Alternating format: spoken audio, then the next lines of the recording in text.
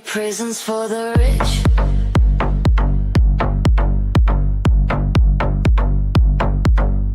In America.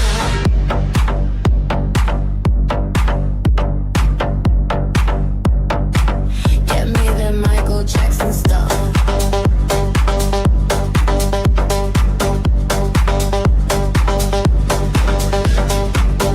Can cops force you to do a lie detector test?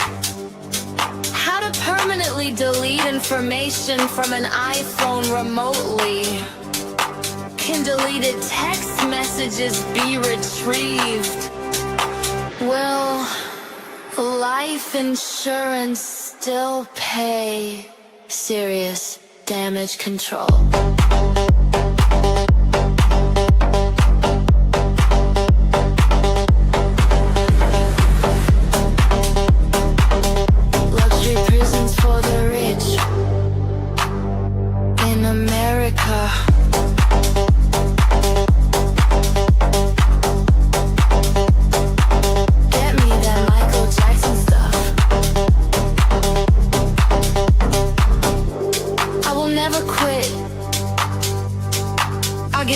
Of a fight, I'm ready to prove my innocence.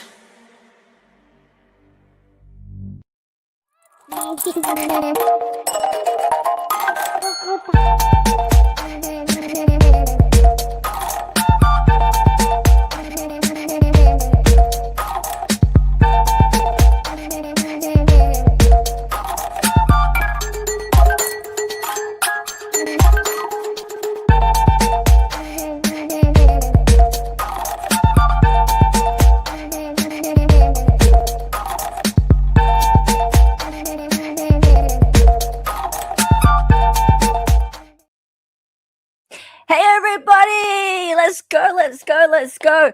Are you starting to like the song? Even if you didn't like the song early in the week, by now it should be getting into your brain like an earworm. Get me the Michael Jackson stuff. Also, because they keep talking about the Michael Jackson stuff in court. How are you? This is Thriller night. Yeah. I want some of that Michael Jackson stuff. It's definitely in your brain, Jackie G. Yeah, it's pretty catchy. Song? There was a song. You sound like Robert Crozier. Robert Crozier's like, what? What? I'm in court? Say something? I don't know. This is your brain on drugs. This is your brain. Howdy moments. Is that your sound's not working like the Wild West, or just that, you know, your speakers are Felicia in the house. How are you? Hey, lady. Crazy ending in court today, says Danny. Something happened, something like a motion for a mistrial, I heard, but I wasn't watching it just now. We can have a look. But I can't see any mistrials happening anytime soon.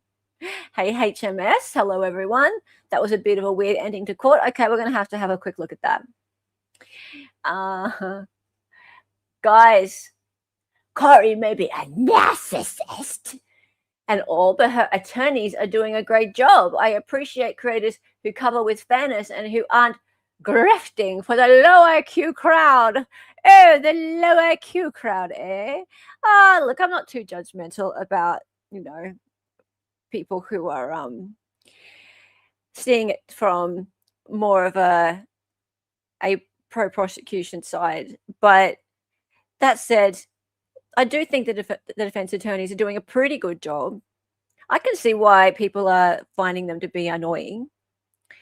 Defense attorneys aren't meant to be likable, or no attorneys are meant to be like particularly likable. If they're too likable, they're kind of doing a bad job, really. They're not supposed to be agreeable, let's say. That's not part of the job requirements. They're not supposed to rub you up the wrong way too much, But they are supposed to argue. That's part of law school. Yeah. I can't wait. Over the internet sniveling that Kouri's attorneys are being so mean. Oh my God, you're being so mean. You're such a bully. Such a bully. They're so mean and they're so rude. Ree. Yeah, I know. This shit was wild. Hey, Deeb. How's it going? Hey, Karen. If you've had any type of scope done, you've likely had Michael Jackson stuff. Yeah. But you'll never remember it. No. Nah. And to be pretty clear, Michael Jackson stuff isn't fentanyl, right? It's propanol, I think. Don't show the cop. No, we won't be. Don't you worry. And David, if you want to pop on, you're very welcome. We are going to be talking about the strategy that the defense has. And Dali and I were actually saying beforehand, hey, we're actually saying beforehand, it'd be cool if David would pop on. But, you know, up to you. He might be busy milking horses. Mm. Yeah. It do be like that. I saw some interesting lawyers in Dali Talk stream this morning. Oh, really? Yes. Yes, she popped into court roulette this morning. A roller. I know, it was 3 a.m. her time. Propofol, pink pajama penguin. Yep. Yes, even the judge was confused. Well, you know, I think he's got a side job as a radio host because he has a lovely voice for radio. He does. Yes, he might even do audiobooks. Mm. Yes, I am with the horses. Look, we guessed right. You are with the horses. Nay. So he says nay to coming on stream. Oh, well, never mind. Okay, so, guys. Me and Jackie are besties now. Jackie's lovely. She is. Jackie's so cool. In fact, Jackie, let's put Jackie's website in chat. Jackie's got a nice website. It's really cool. It's I Saw with Jackie. I think. Or we can put a YouTube channel in chat because the website's linked from the YouTube channel. That's probably easier. Let's do that. Bob Modest said what? That the judge narrates gay erotic audio books. He did not. Bob did not say that. If he did say it, I need to start tuning in more often. My opinion of Bob's really changing. Yeah. Bob's funnier than we thought. Yeah. He did not say that. Okay, guys. So court's over. So we get to do a little bit more of a discussion about what's been happening with these last few witnesses.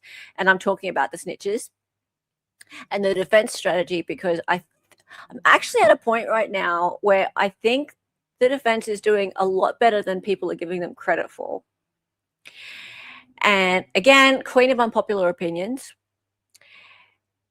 And it's just kind of dawned on me in the last sort of 12 hours or so, 24 hours or so, 12 hours doesn't really make sense because I've been asleep, that they've got something here that is far more credible than I thought. It's far more persuasive than I thought. And that is that in order to show intent to kill Eric Richins, Kouri Richins needed to know that what she was giving, if she gave drugs to Eric Richins, was actually a lethal dose of fentanyl, that it was fentanyl. And we haven't yet heard anything to show or prove that she was buying a lethal dose of fentanyl. And we certainly haven't got anything to prove that she gave it to Eric. And all these witnesses they're bringing in are casting a lot of doubt on that. So they're not helping the state's case. They're harming it, especially this last one. I don't know what they did bringing in this Crozier guy. He ended up being a witness for the defense. Yeah. He, in fact, didn't he, at the end, the defense got him to talk to, look at the jury. Can you turn and look at the jury and tell them if everything you said today was the truth? What?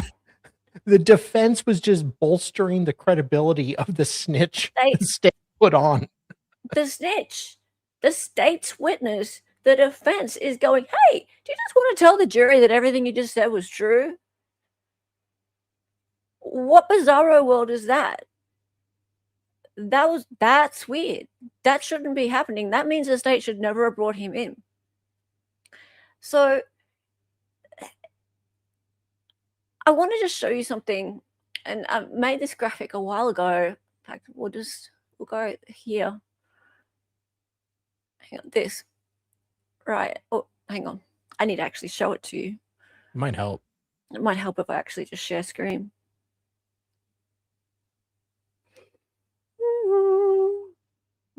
Like this. And by the way, shout out to East Idaho News, Nate Eaton, because he's got the stream back up, cut into pieces so that the certain person who's not allowed to have his face shown is not there anymore. We don't have to worry about that. So this, right? Okay. So this.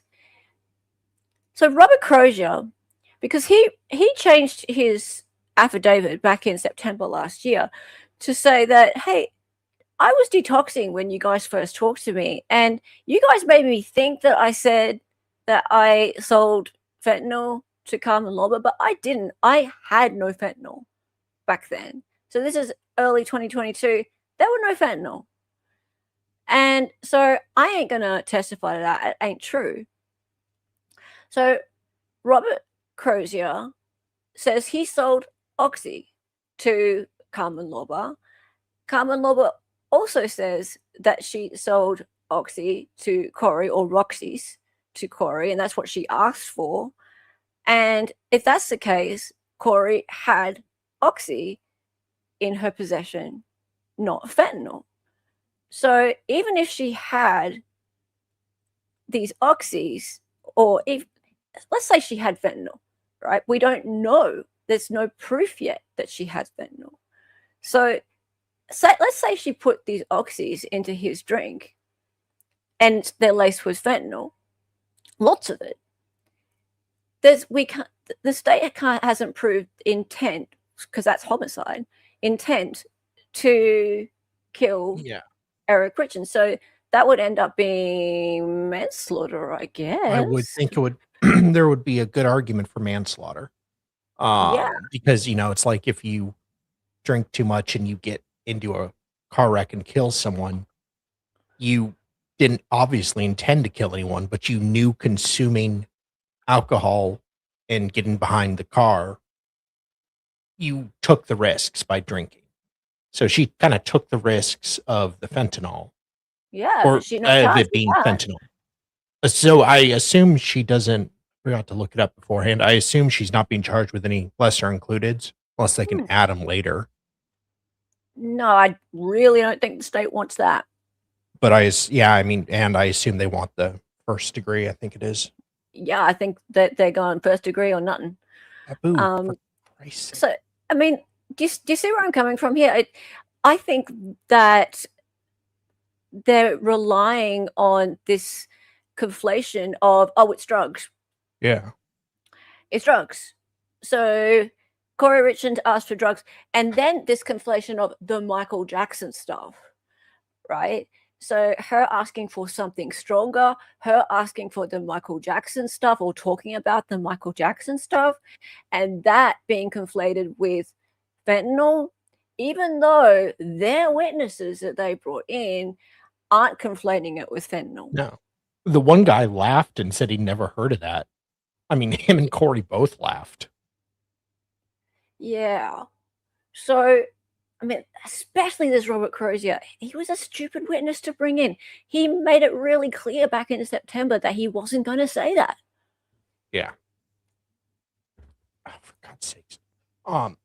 Sorry. Yes, Pink Pajama is absolutely correct here. Could be the exact same flaw in the prosecution of Casey Anthony, shooting too high with the charges. Yeah. I don't know whether they're shooting too high with the charges. There's a lot of circumstantial stuff around it, and I think maybe the prosecution is like, well, we think we can prove it anyway, with all the financial stuff and the motive. But I think it was a mistake to bring Robert Crozier in. I think he was a big, giant mistake. They knew already that he wasn't going to go along with this. I kind of had to, though. Why?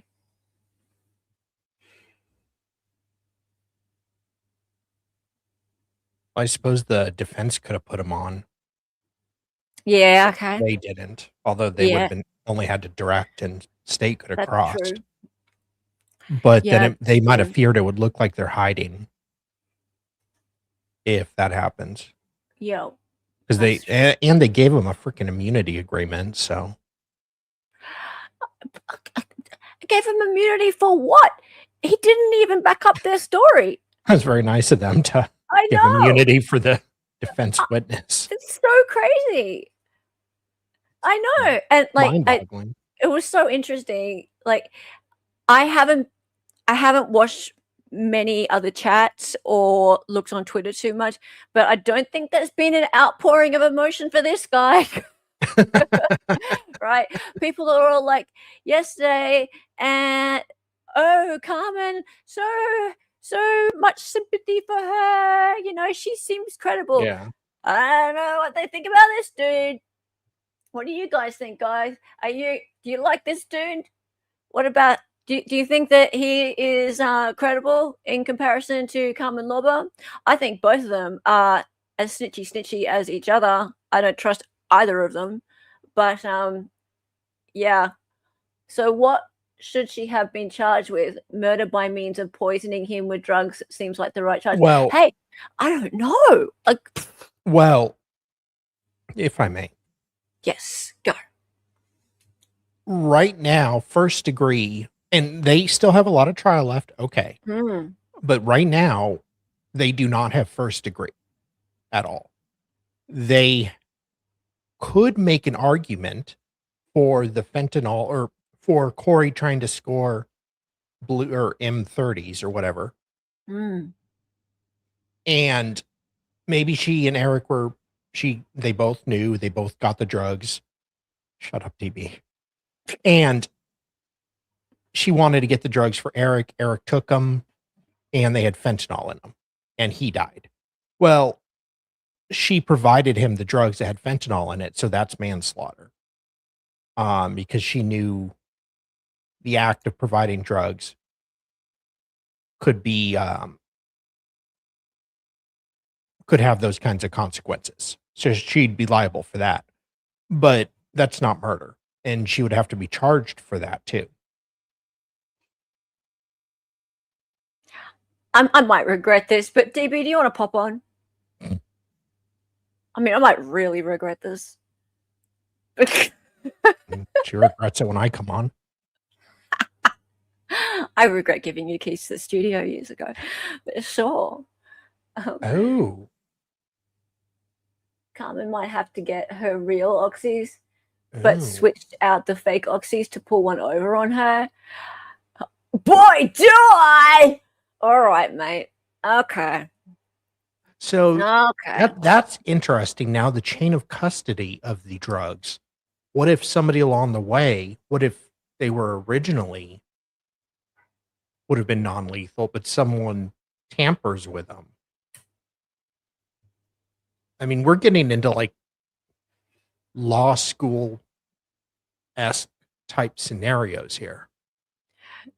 Okay, so I wanted to show this, and thank you to Scott. Scott's always helpful. So, real oxycodone and the fake ones. So, Robert Crozier says that he was selling actual real prescription ones back then in early 2022. So, ones that look like this. Yeah. And the fake ones, the ones that come from these illicit labs, which can be laced with fentanyl. And when we say laced, that doesn't mean necessarily that there can't be some really hefty overdosable amounts in these things because there's no quality control. These, right?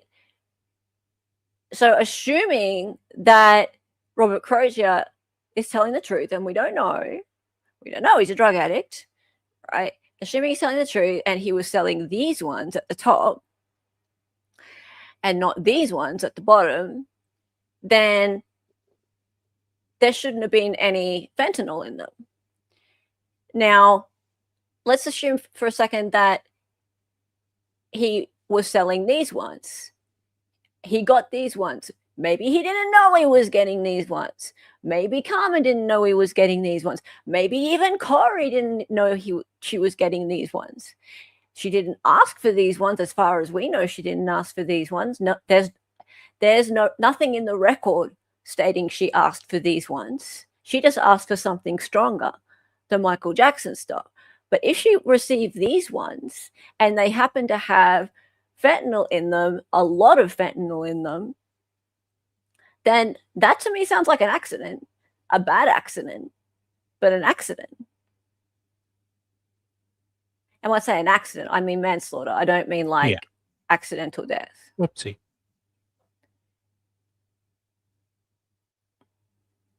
Not intentional, like first-degree homicide. Like still bad, like she did something terrible, but still not to the same level as I just bought fentanyl and put 5 times the amount of the lethal dose into my husband's drink so that he could die and I can go off with my paramour. So it's 2 different things.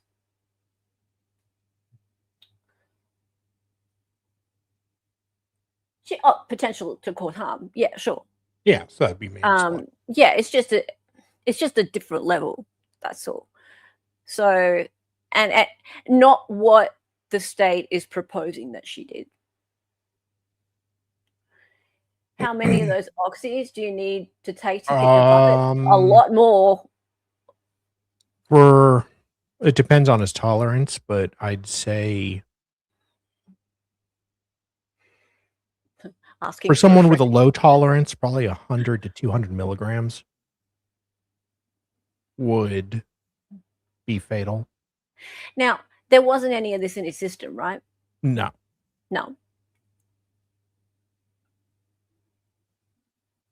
Which is another issue, because if there was no oxy in his system at all, then we have another problem, because are we talking about, like, did she actually even receive any blue pills? And if the blue pills, were they just cut with something else and they were pure fentanyl and they were made to look like this? Or did she receive these blue pills and she didn't give anything to Eric? These were for her and her boyfriend. That's another thought that the jury could have. Like, that's another avenue for reasonable doubt.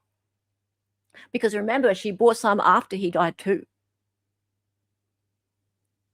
There was a whole other deal after he died.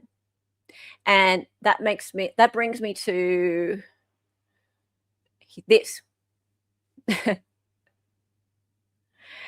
And it's not just one still from this. Like, this day that she was on Good Things Utah, she looked pretty friggin' high as fuck to me.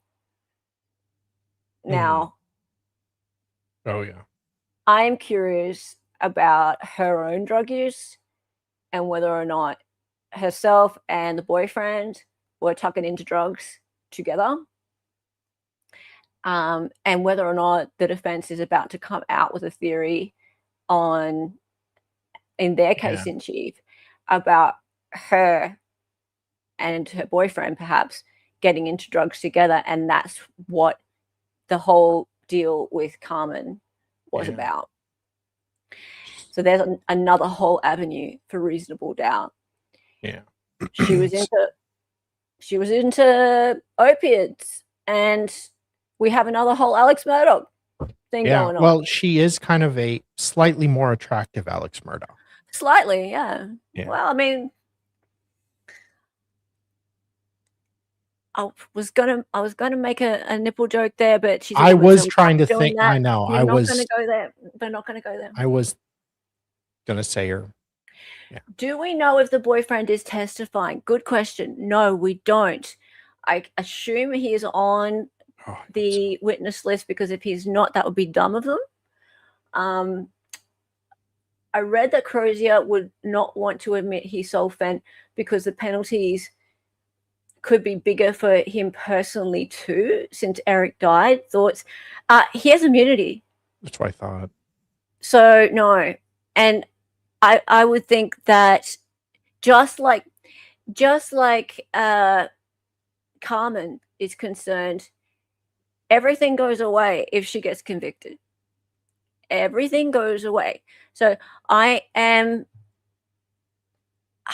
like as sure as I can be that he would be very, very well looked after as long as he said the right thing in that witness box. And so to me, him not saying it is more credible to me than him saying it. For me, I'm like, why would he not just go along with this whole thing? Why would he not just say, sure, yeah, I sold it fentanyl? Yeah.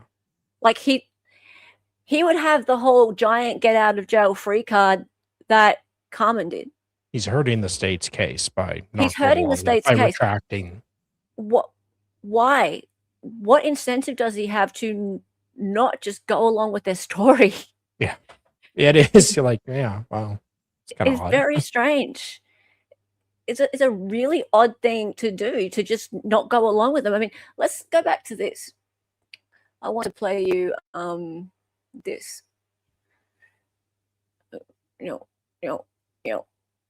From day 4, this moment.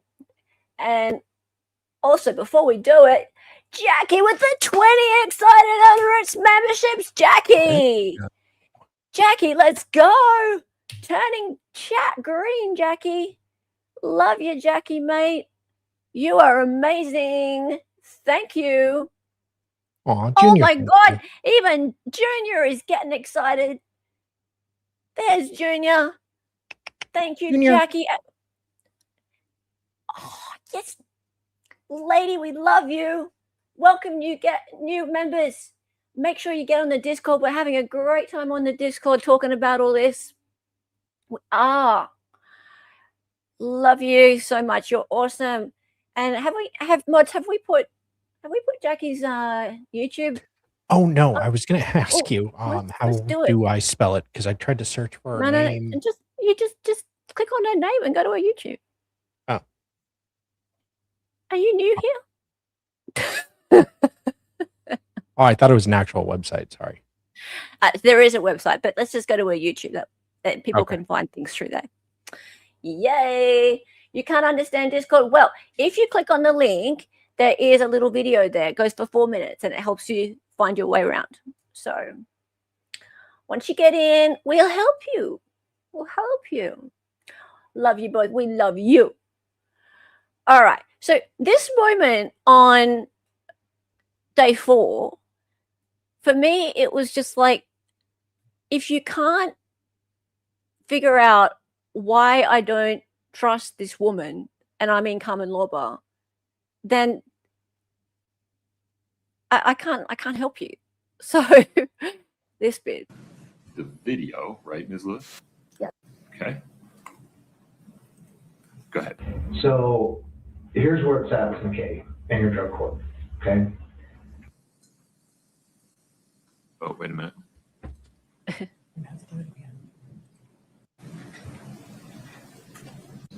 But let me finish.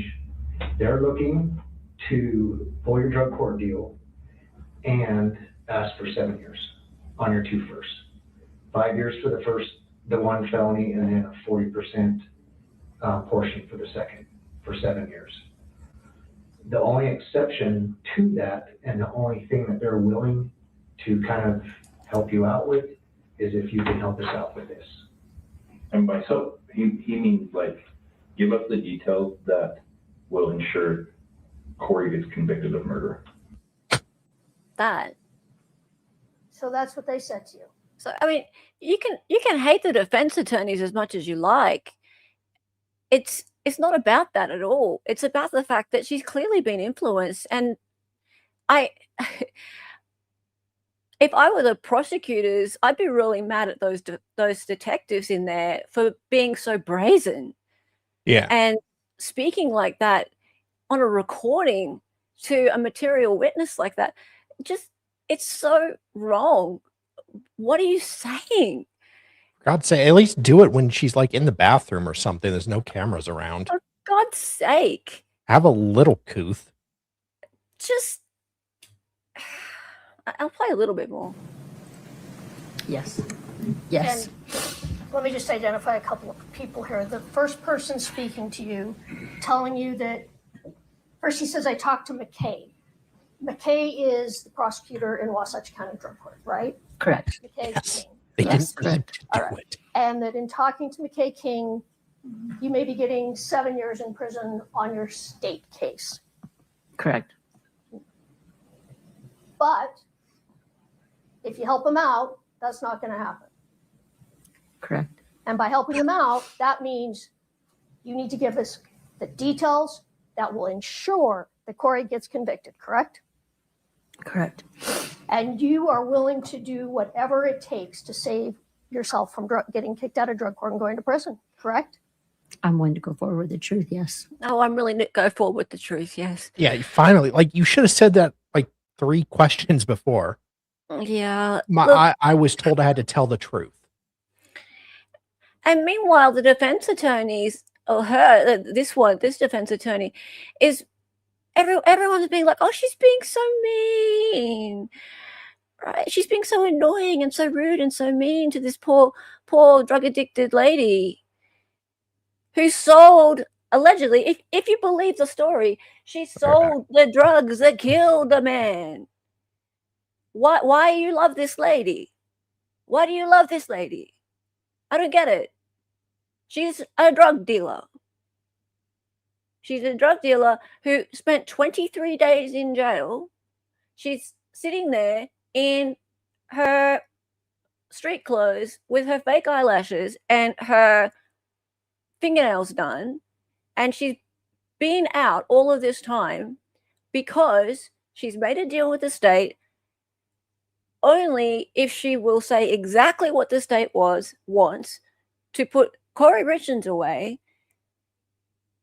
And as far as she knows, she doesn't know. She wasn't there that night. She's got no idea what happened. She's just trying to save her own ass. So why do we like her? It's choose your favorite criminal. That's all it is. I mean, I'm not saying that the defense attorneys have done everything right. There's been a few times when the defense attorneys have said under their breath, especially, some really stupid things, like the whole the state goes, I object, and she goes, to what? That was stupid. And bringing up the learning disability was dumb. It didn't help. But generally, they're just doing their job. And you tell them, I'll do whatever it takes. Yes. That means incriminating me. Yes. But then you tell them, but I need a blueprint about what happened. Because you don't know what happened, right? I just needed, Yes. I guess if you want to call it a blueprint, kind of a layout of what was going on. That's right. You said you need to lay out for me what you want, right? Not lay out what they want, lay out what had happened or what. Look at page 80. Page what? 80 of the Yeah. same May 2nd. Hey sis, with the whole she can't write well thing and the learning disability thing, that was approached the wrong way. And I think probably Nesta, if she has any good self-reflection skills, self-analysis, she would be able to hopefully look back on that and go, that wasn't the best line of questioning. That probably didn't go that well. yeah, I didn't love that, and I think lawyer, picked up on that one as well. There's been quite a few people who picked up on it. Even the most unbiased commentators have picked up on that one. Her picking up on that sounded like she was bullying, and I don't know what she was actually trying to get out of it. Now, apparently, the reason why she had the detectives write her affidavit for her was because she's not strong at reading and writing. But also, if you recall, there was some wording around her asking them to write it for her, which sounded a little like not caring, kind of like, oh, just write it and I'll sign it. Which does sound a little bit like, I don't care, I'll say whatever you want, just write it, fine, I'll sign it. Which to me is far more in the lane of the defense discrediting her than asking about her learning disability. So I would have stayed with that.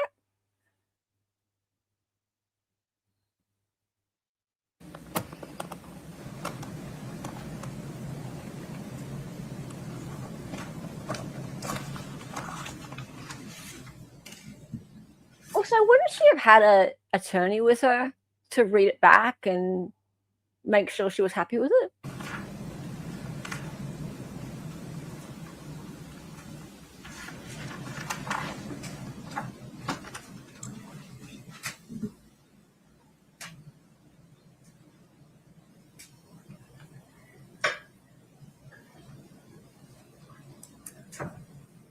Okay, correct. You need a blueprint, you need, lay it out for me. Correct? It says a blueprint, yes. All right. And then you said, I'll do whatever because you struggled really hard to get where it is. I'll do whatever it takes. Correct? That's not on that page. I'm asking if you remember that. Sorry, yes. It's fine. Okay, you did tell them that. And so they say, all right, that's great. We'll go to the prosecutor and we'll try and hammer out a deal for you, correct? Correct. So yeah, Now, do you recall? she had an attorney with her at every interview. So I didn't really get what relevance the whole learning disability thing had. It just, and I mean, I saw people on Twitter and stuff asking like why there was no objection. Well, you don't object when someone is like wrecking their case. Oh, and if you don't, you can turn to page 69. That during that meeting, you to write down everything that you could remember for your next meeting to help out with the next meeting. Do you recall that? Yes. Did you ever do that? Did you write that out? No. Okay. I just wondered if that had happened.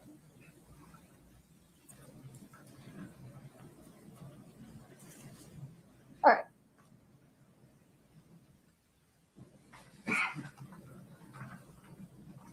Now, you tell them, and I think you said this again today, that after you got pills from Susan Kohler, the next set of pills you got were light green pills, correct? Correct. Katie, can you pull up exhibit 1030?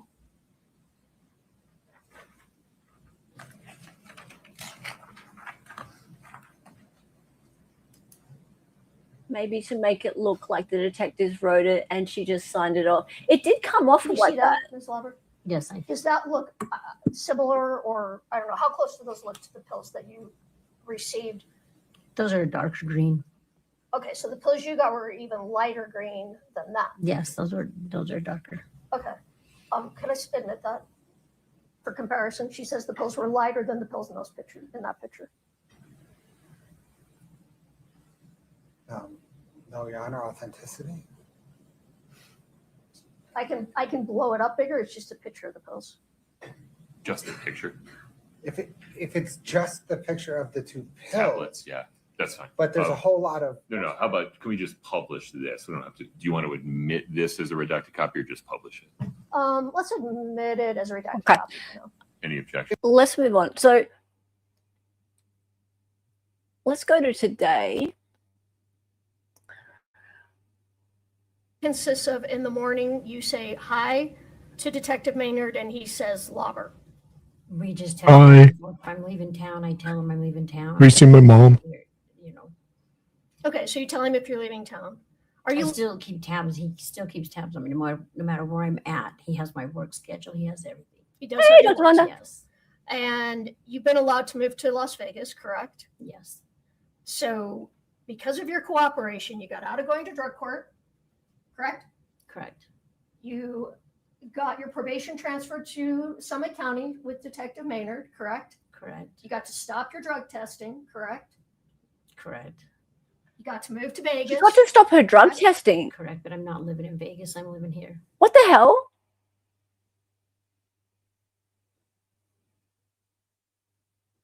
Say what? Why would the judge go along with that? She got to stop her drug testing? Say what? Like, that's not good for her. Well, I mean, it's good for her, but her. Or did they say it was random urine testing still? Maybe it was just daily or something? Would hope. What? Why would they do that?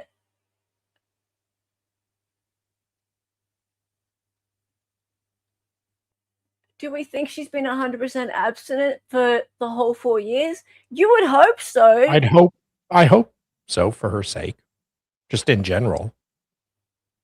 I would hope so because she was facing a felony and several other drug charges. My God, if this woman has been allowed to just do drugs and stuff for the last 4 years so that she could sit here and say whatever for the state, that pisses me off. She still has to check in daily. Sorry to get mad, but I'm like, that.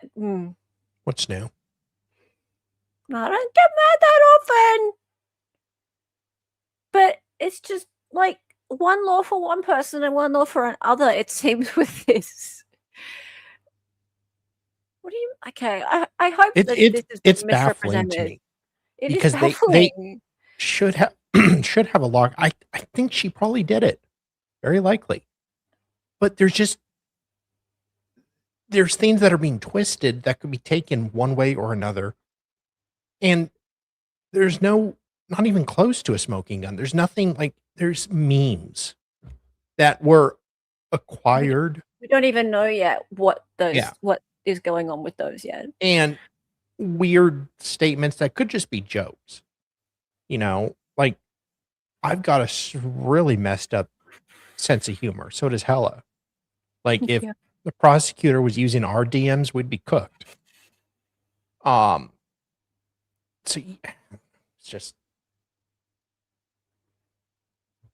I mean, the day after my sister died, I went dancing. Because I couldn't deal. Like that was how I dealt with things. Yeah. Yeah. I went Brazilian zouk dancing. That's what I did. And I didn't tell anybody there. Yeah, because it would. Oh yeah, because you didn't want to deal with it. I didn't want to talk about it. Yeah. You just wanted. I just wanted to break. Yeah. Some things, and like, luckily, I mean, she wasn't murdered,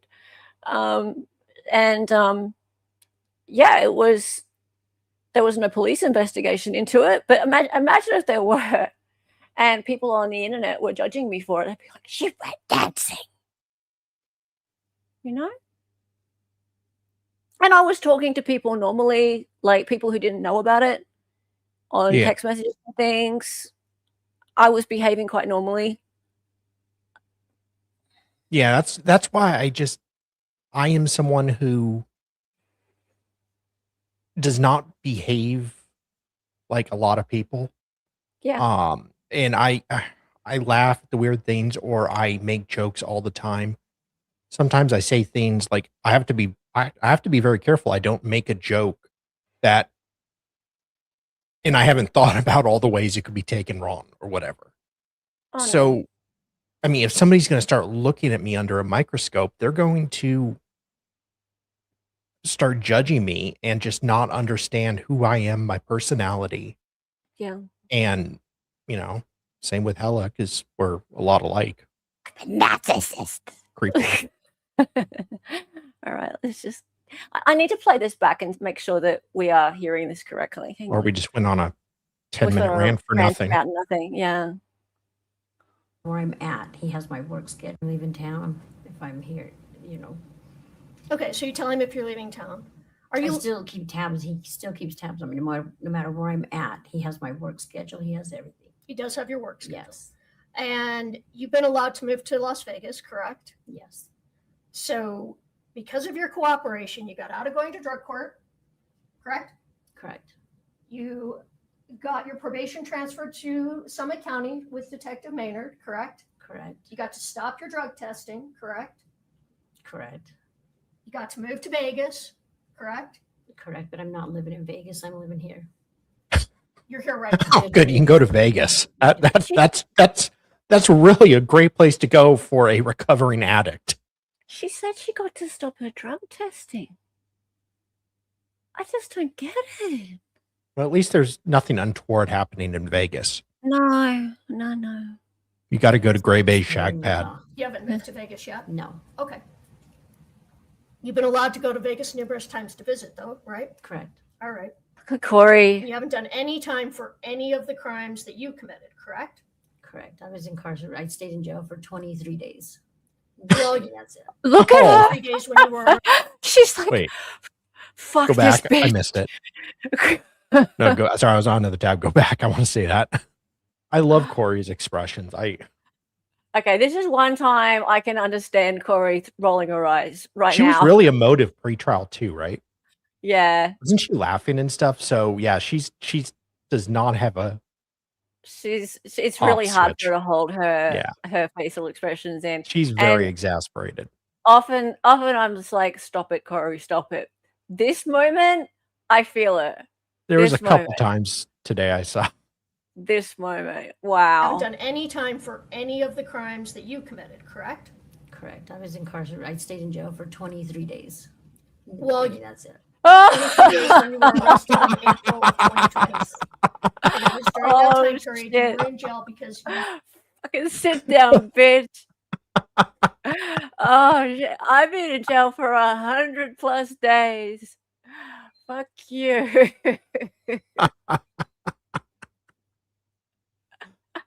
You could have had life in prison, and you're over there with your fake nails and your eyelashes. Fuck you. I would think the state would very much want her to be tested. Actually, no. No. Well, no, because she tests. They'd want her to be clean. They'd want her close by so she can testify. But they would not want a documented history of her testing positive. That would look so bad because they'd have to turn that over to the defense. So it's almost like they set her up to keep her as close by as possible. Yep. And contacting them regularly. Yep. But maybe not They don't. having They. yeah. Sorry. They don't want to have her in a jumpsuit. They will do anything to keep her out of a jumpsuit. Yeah. They want her testifying in normal clothes, looking like a reformed, law-abiding yeah. citizen, healthy, anything. They'll do. And that's why she has to keep in contact with them constantly. That's why they're checking up on her constantly to make sure that she doesn't look too drugged up. She doesn't look like all over the place. But they're letting her live her life as much as possible. They want her happy. Yeah. They want to keep her happy. And I reckon that's why they're not testing her as well, because if they were Or as testing often. her, yeah, well, she said they're not testing her. I don't know, maybe she'd still, because they do like daily testing and then random testing. So maybe she's still tested occasionally. I don't know. looks like she has her life together. Well, since Jackie, you know what though? I thought she looked drugged up. I thought, oh, she can't be because she's being tested.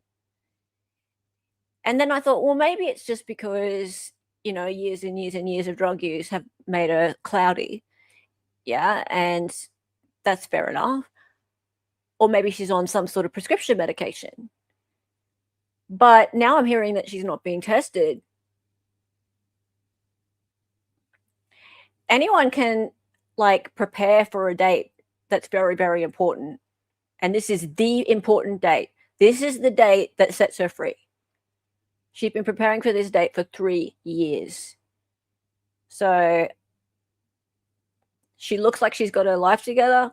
Well, she'd want to look like she's got her life together today.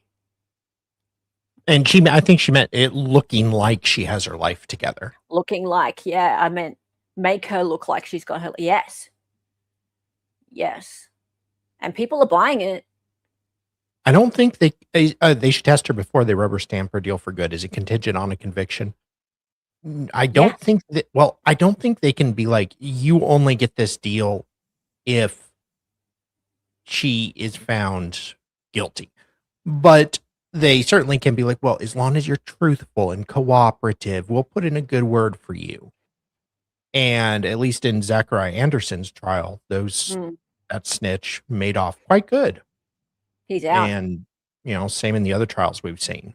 But it's never like, we will do this. It's always like, we'll put in a good word. But prosecutors, even like federal, like a state putting in a good word for someone who's facing federal charges, they all are like, okay, well, you know, they all honor it. Because if they don't start honoring it, then all the prisoners are going to be talking to each other and be like, yeah, that guy, he ain't going to do shit. He's just using you. And they ain't going to help. And they so they have an incentive to, yes, they can't be like, okay, we'll do this for you. But they're going to look out for you big time. They just can't. They need to come through. Yeah. Yeah. I'm still pissed about that in Zach's case, but. Oh yeah, the snitch in Zachariah Anderson's case just absolutely made no sense, and he probably made no difference to the state's case at all. But because Zach got found guilty ridiculously, he's walking the streets. We're getting your story together with Detectives Maynard. He was rearrested, right? No. Yes. Okay. No. And the pills that you bought from Mr. Crozier, you don't know what those pills were, correct? He had told me that he had fentanyl. You didn't look at the pills, correct?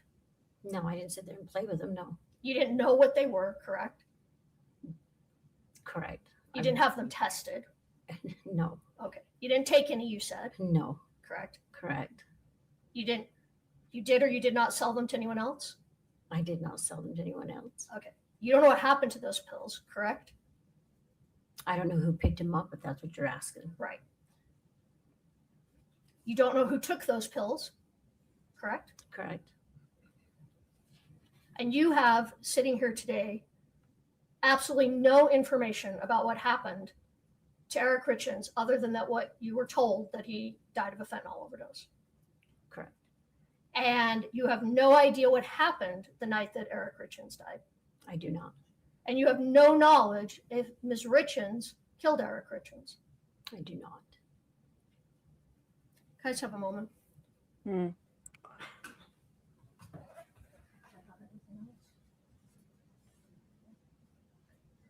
have nothing further at this time. Yeah. I don't like snitches. Yeah. And not just because they're snitches, because they're clearly speaking with influence.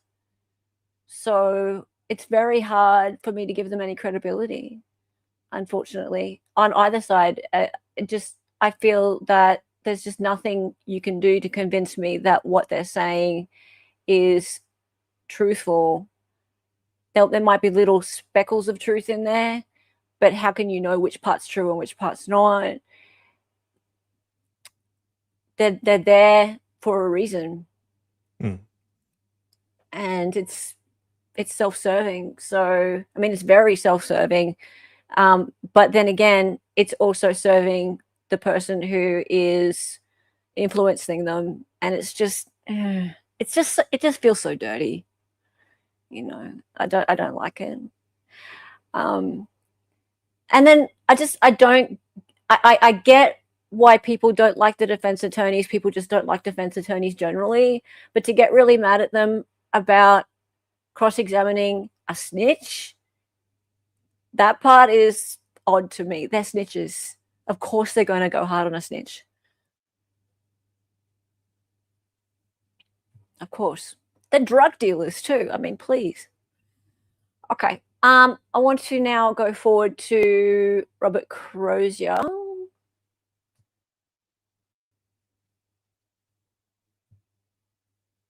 Were they 30 milligrams? They were 30 milligrams. All right. And yeah, with this guy, I just can't believe that the state even brought him in.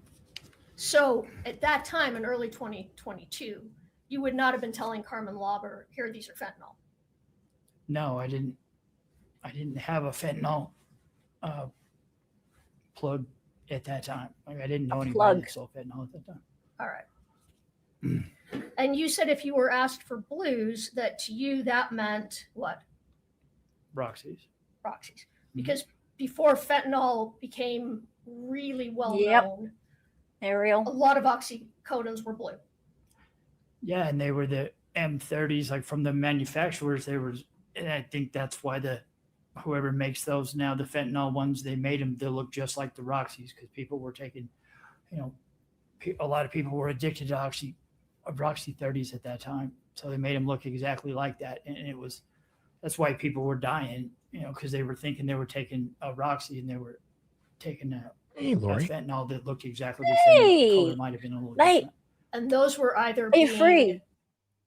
We're talking about the possibility that this lady here didn't even know that, well, let's say she was buying oxycodone and there's no fentanyl in her hands at all, well, that she knows of. And yeah, this is actually starting to look quite bad for the prosecution. So not sure whether or not you believe that that's the situation that they're in right now. But we were talking about it earlier in the stream. So I don't know if you're free or not, but yeah, that's what we're chatting about.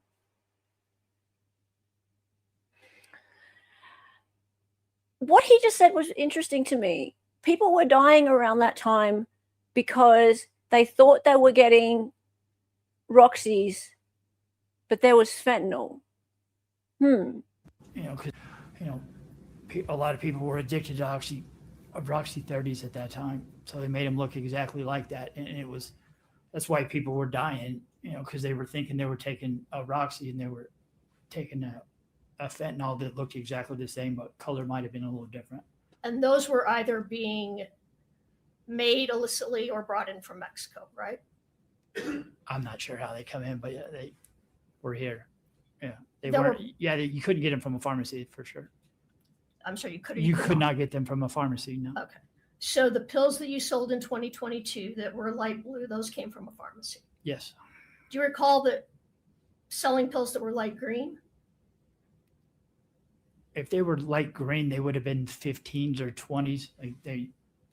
With the Roxy's, like the lower the doses, like I had a prescription for 10s and they were pink. And then I think the 15s might have been green and then 20s were gray, I think. And then all of from every manufacturer, they were all blue. The Roxy. I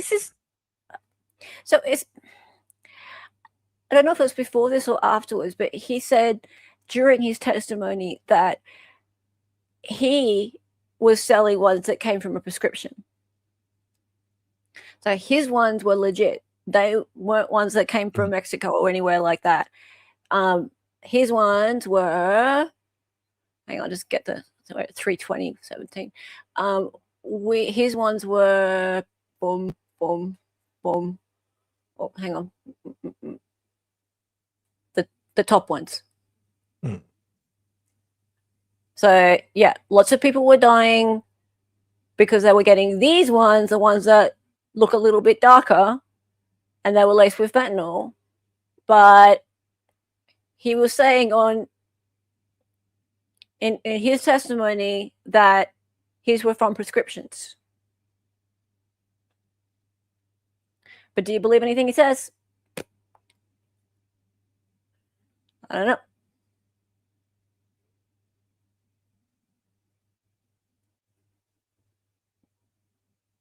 Were they 30 milligrams? They were 30 milligrams.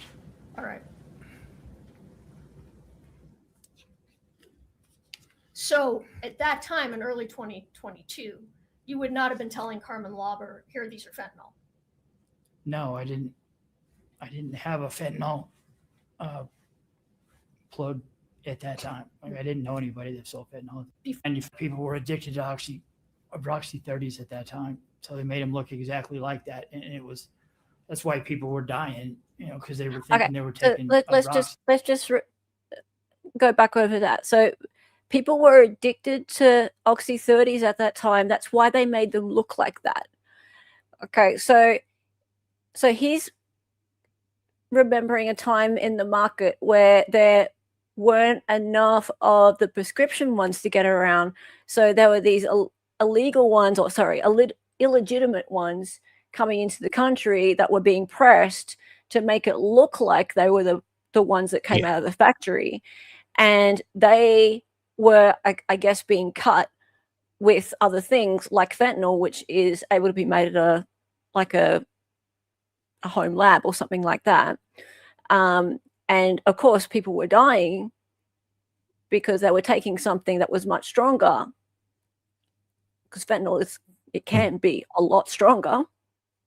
Yeah. Especially because like an oxycodone 30 is like, it's strong, but it's not fentanyl. And especially if you're going to pop a few of them and you're used to having oxycodone, you're not ready to have fentanyl in your system. If you're just like looking at those blue things from down here, you're probably not paying that much attention, and you're a druggie as well. Boom, boom, boom, like that. Okay, so that makes sense that those things were getting around. They probably still are. But again, he was saying that his ones came from a prescription. And they were taking a fentanyl that looked exactly the same, but color might have been a little different. And those were either being made illicitly or brought in from Mexico, right? I'm not sure how they come in, but yeah, they were here. Yeah, they There weren't. were- You couldn't get them from a pharmacy for sure. I'm sure you could. You could not get them from a pharmacy. No. Okay. So the pills that you sold in 2022 that were light blue, those came from a pharmacy. Yes. Do you recall that selling pills that were light green? If they were light green, they would have been 15s or 20s. Like with the Roxys, like the lower the doses, like I had a prescription for 10s and they were pink. And then I think the 15s might have been green, and then 20s were gray, I think. And then all of from every manufacturer, they were all blue.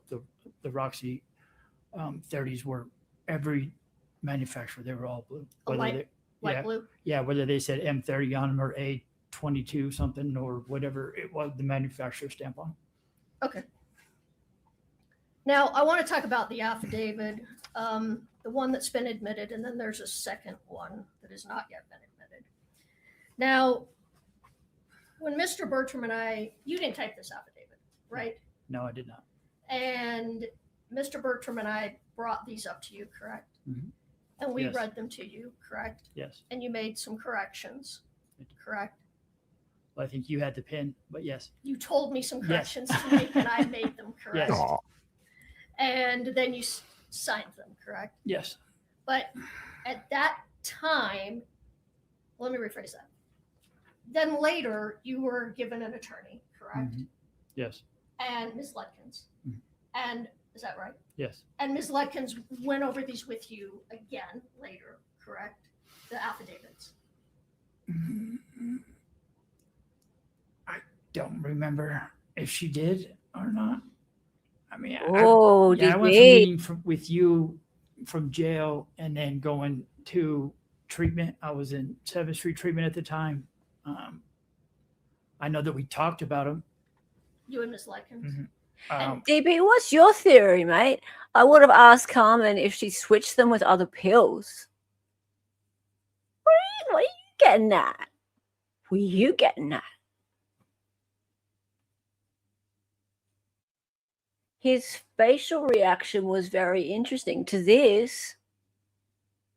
Because, okay, so at this moment, now he's talking about the fact that he's got 2 affidavits, right? And early on, his first affidavit, he was supposedly all drugged up. Or sorry, he was not drugged up. He was detoxing. And his second affidavit, which is in September of last year, his head was a lot clearer. And that was when he recanted some of his words. So he said, no, I didn't have any fentanyl back then. So you coppers, you can't make me say things that I didn't mean. I don't know if we went over it line by line like we just did, but I know that we talked about it. Do you recall telling Ms. Letkins there's a mistake in these? It says Oxycontin and it's supposed to be oxycodone? Yes. All right. And are you aware that Ms. Letkins then let the prosecutors in this case know these are correct, except that they say Oxycontin and they should say oxycodone? I don't know that she did that, but I'm sure she did. I don't. Okay. And so I'm the one that typed Oxycontin, correct? Probably, yeah. Yes. Yeah. And now that I didn't understand them, but I understand now, what's the difference between Oxycontin and oxycodone? Oxycontin is way stronger. It's time release now, I believe. Like I think in the 90s it wasn't. They were having a lot of problems around the country with those, and then they made them time released. The Oxycodone or the Oxycontin 30s, I believe, are purple or they're red. Or this is your brain on drugs. No, I don't know what you're talking about. You're talking about the 90s? I remember the 90s. That was before my brain was fried. It was only just starting to get fried. All right, let's keep going a little bit further. Yeah, I don't get why this guy got called up onto the stand at all. He is not helping. Like, he's helping the defense. He's helping the defense so much. Like, he's helping us to understand how convoluted this is and how actually it's probably more likely that Kouri was buying these for herself. And hello from Hawaii, rain collector Lori Hellis in the house. How's it going? I'm good. How are you? I'm good, mate. What you been up to? It's been a busy day today. I'm not camera ready, but I thought I'd pop in for a couple minutes. What do you think about all these snitches? Well, snitches are always problematic. You know, I mean, it doesn't matter what case it is. Yeah. Because first of all, they're unreliable because they're criminals. Yes. and they're drug users. And you know, yes, they're going to say things to get a good deal. Yep. So you always have to take a snitch with a grain of salt. So, here's the part. Here's the part that kind of stands out to me. It doesn't matter whether Kouri thought she was getting Oxycontin and got fentanyl. It doesn't really matter. The bottom line is she got pills. I mean, if we're talking about the circumstantial evidence chain, yes, she got the pills, had them in her possession. Eric Richins turns up dead in his house, in his bed, when few other people would have had access to him. So her intent doesn't really matter. She intended to give him the pills to end his life. Whether they were OxyContin or fentanyl doesn't really matter if the Okay. jury comes to the conclusion that she administered pills in his Moscow Mule with the intention to end his life. See what I'm saying? Yeah. I What? mean, what the substance is and how exactly the chain of custody happened, and whether Carmen really got fentanyl, or whether she got oxy and it turned out to be fentanyl, or I mean, whatever the scenario, all that does is kind of muddy up the waters. What if she was just getting pills for recreational use for him, or Yeah. for both of them? Or for her. Yeah. Well, they still have to be able to make the circumstantial case that she had a motive and that she intended to kill him. You know, I mean, I think that that law enforcement has got a big glaring hole that the defense is driving through, and that's that the cups in the sink weren't collected. Nothing was Yes. collected. Yes. I mean, the evidence clerk that did the collection said she never went in the kitchen. Okay, so you have a guy who is dead on his bedroom floor. There's no evident reason for his death. It's considered a suspicious death. Law enforcement is there to do an investigation. Yeah. Aren't you going to at some point think, could this be a substance? Could it be poison? Maybe we ought to, out of an abundance of caution, because we're investigators and that's what we do, maybe we ought to collect up. And the wife is sitting there saying, we had a drink together, and then he went to bed and I went to tend to our child, and that's the last time I saw him alive. Yes. You know, it seems like you would maybe jump to the conclusion that maybe you ought to collect some of those things. Yeah. But yeah, like DB says, they thought it was an aneurysm. I don't Well, think that's enough. maybe they didn't know. No. I mean, the guy basically had he was healthy. He had a minimal health history. And there was no reason for them to jump to the conclusion that it was an aneurysm any more than there was a reason for them to jump to the conclusion that it was poison. I mean, it was a suspicious death and all avenues should have been investigated. Yeah. So, they stepped in at big time when they didn't collect that stuff from the kitchen. So I find it and really I- distressing that there's a man who's in his 30s and he's suddenly dead, and they're going that they're not medical professionals, these police, and they're like, oh well, it's probably an aneurysm, not crime scene, not going to collect stuff. Okay. Yeah. That's a problem. It was a total gaffe on their part. I mean, it was a screw up from the beginning. I mean, Yeah. compare it to another poison case, Mark Jensen. That night, I know, Hella, but that night the DA himself went over there, and they were checking. They took out the P traps in all the sinks to test them for any kind of substance. Yes. That they did a good job. That's more of a comprehensive investigation. Yeah. And it's the same, or you're right, a similar situation where you have an ostensibly healthy young man who keels over dead in his bedroom. Anytime you have a suspicious death, it should be fully investigated. Yes, absolutely. Ariel says he could have taken the drug himself, and I think the defense will probably try to prove that. Right. That's been their argument all along, is that he was sort of a closet drug user. Yes.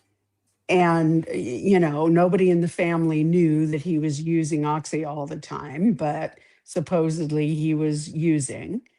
And now a lot of that doesn't make sense either, but supposedly he was using and he got fentanyl laced oxy and accidentally overdosed himself. I mean, that's their argument. I think it falls a little short when you have oxy in the house that was it was prescribed in 2016, and it's still there in 2020. If you Unless have he an was- addict in the house, Yeah. that shit's gone. That's Well, true. do we that part know is true. if it was the original pills? Yeah, we don't know, And No. maybe he was just using the bottle and just filling them up when he got them. but it Just try. was the usual dosage. Now, Oh, true. let's sort of be realistic here. People who are abusing prescription drugs, prescription opioids, are not going to be content with the little 10 milligram things that get prescribed when you have a toothache. God, no. Okay. Yeah. They're not. No.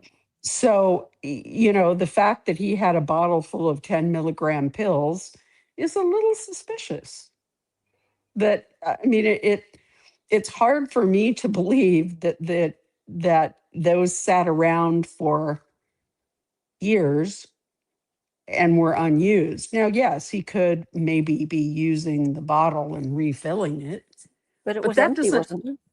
but that doesn't make any sense either, because people who are addicts hide their pills, and they don't hide them in pill bottles with hydrocodone on the outside of it, That's fair.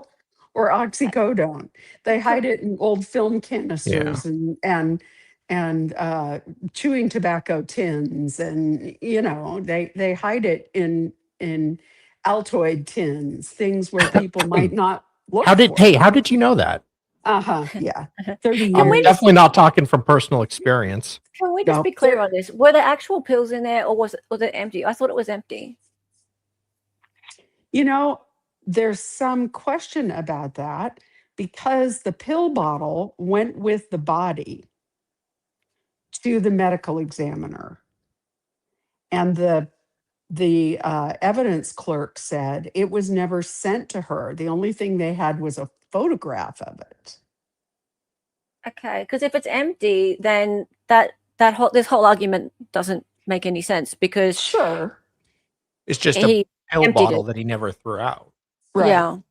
But that doesn't make any sense either. Why? I mean, why would you keep around a 2-year-old empty pill bottle? It doesn't go to I anything, mean, though. he's a guy. Like, Yeah. Like, yeah. God only knows how many pill bottles I have. I've got all pill Whatever. bottles. Like, it doesn't go Excuse to. me. Yeah. So I mean, it Yeah, doesn't sure. prove one way or the other. But you Yeah. don't usually keep them around if they're empty. I might, though. Like, I mean, Okay. it doesn't mean that someone tried to murder me. That's And true. Yeah. You don't, but everyone has their own quirks. I'm kind of odd Sure. with how I keep medication. So I've Yeah. got a box of old medication I don't take anymore. There's some empty bottles, I think, in there, or almost empty. Delicacy of juice, you know why? It's so silly. I mean, I will say, yeah, like going 10 milligrams is a very low dose for someone who's an addict. And Right, yeah. very quickly within a year, his tolerance minimum will be like 30 to 40 milligrams just to not go into withdrawal. Right. Allegedly. Allegedly. Felicia has a question. So, Can we just? Oh, sorry. Yep. Question. Could she not be found guilty based on the fact that she purchased drugs illegally? I have someone whose daughter died due to a fentanyl overdose, and the drug dealer was convicted. Could she not be found guilty based on the fact that she purchased Yes. drugs? I assume it would be manslaughter he would have been convicted of. yeah, probably. A drug dealer whose product kills someone. Right. It's more of a negligence argument or a reckless argument. It's not a knowing intentional crime. First degree, Yeah. Yeah. which I Right. believe is That's what kind of what we were discussing earlier, whether or not she knew that, like, if she didn't know that there was fentanyl in there and she gave him some oxycodone, and maybe they even discussed it prior, I don't know, like maybe they both knew and were Right. into it, then it happened to have fentanyl in it, like a 5 times amount of fentanyl. which is pretty common Yeah, just well, in the manufacturing process. yeah, like, is that manslaughter? But that's not what they're going for. It's kind of So where we were here, talking earlier. yeah, but here's my thought about that. Sure. If that were the case, Mm, thinking like Corey's lawyer, yes. if that were the case, Sky Borgman would have been pleading this down at the outset. Sky Lazaro. Sky Lazaro. I'm sorry, Right. I keep No, mixing you're her right. up with Sky Borgman, who's a video, a documentary creator.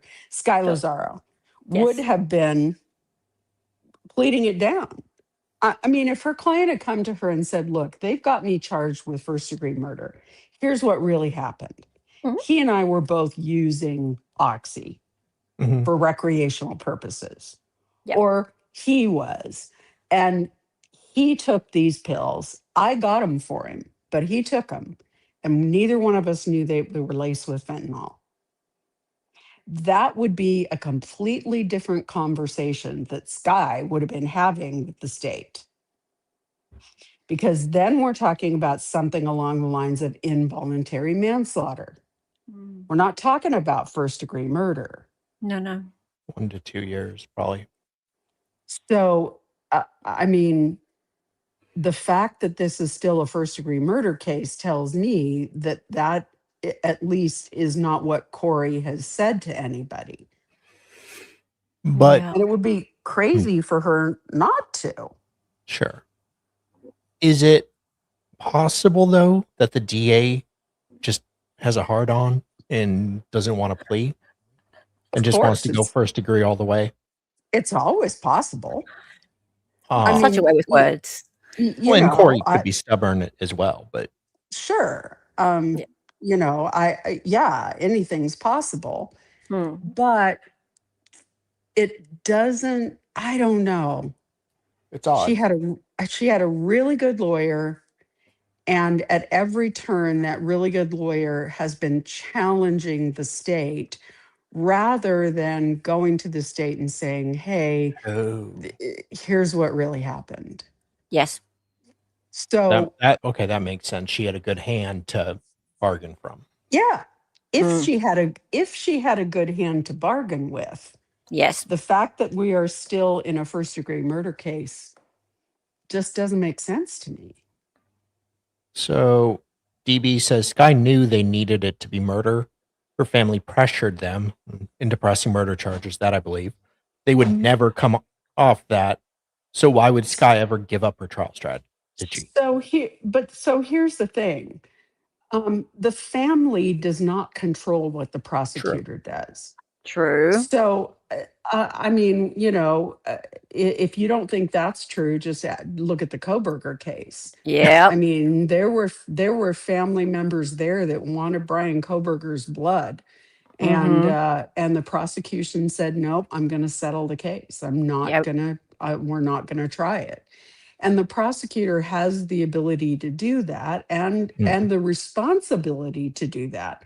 So ethically, Nope. if the prosecutor knows, Nope. Sorry, I'm just answering Queen there. Nope. Family has no bargaining power over the state. None. not at all. So if the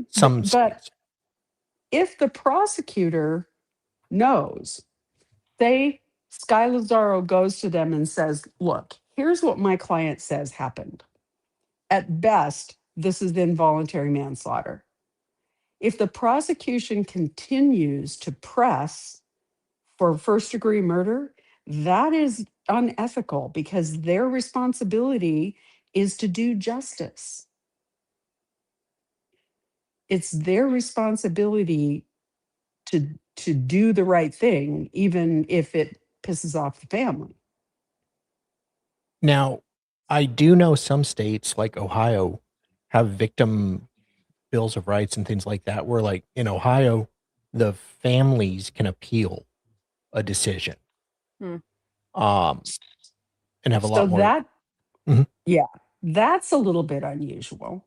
Yeah. That they can appeal the prosecution's decision, because the prosecutor basically is the final word. Yeah. They're the ones who have the discretion to decide what gets charged and when. Hmm. But along with that incredible power comes the responsibility that they are held to exercise their discretion in the name of justice. So if Sky had gone to them and said, look, here's what really happened, the prosecutor would have been under an ethical obligation to say, I can't pursue a first-degree murder case on those facts. The facts don't support that. DB's going to argue with us here. He's like, yes, they do. The family can. What are you trying to say, DB? Do you think the family has bargaining power over the what the prosecution is charging? I don't think so. I mean, they certainly take their input.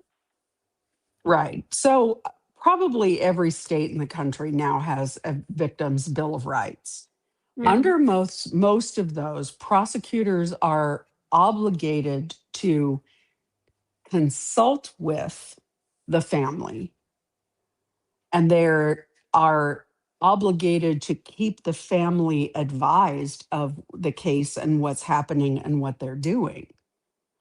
But I don't know of a state that would require that the prosecution get permission to do anything. Now, prosecutors, district attorneys are, for the most part, elected officials. Yeah. And they answer to a constituency. Yeah. That includes family members. We certainly have heard of cases where the DA has been voted out the next year because people didn't like their decision on one case or another. Yes. So, and families that have a lot of political sway. I don't know. I've sort of heard rumors that Eric Richins' family has some pull in the community, but I don't know whether that's true or people are just speculating on it. So, I mean, those are always factors. And, you know, out west, we do sort of have the good old boy syndrome, you know, but I still say that if the prosecution didn't think that they had a first degree murder case, they wouldn't be pursuing it. And that makes sense. And DB, that's cool. Like when I say you're arguing, I didn't mean arguing like Biffos. I mean we have discussions here, but yeah, we have combos. So what you're saying, DB, a prominent Mormon family who are vital witnesses in a case are very different than Steve Gonsalves being mad. Yes, okay, but that doesn't mean that's not like written into a statute, though. So that is influence rather than something that is like a law required. Yeah. Yes, exactly. So I think we're all on the same page there. Yeah. Yeah. A lot of pull. Yes. Clinton is the county assessor. He's a big deal. He's a good Mormon boy, and Eric wasn't. He went through a divorce already. I don't know who Clinton is. Sorry. Yeah. He's the brother, I think. Oh. I think that's Eric. Is that Eric's brother? There's several siblings. Right. Okay. Okay, that makes sense. Right. No problem. Or is he the brother-in-law? I don't. The brother-in-law, maybe. Yeah. and I found his testimony to be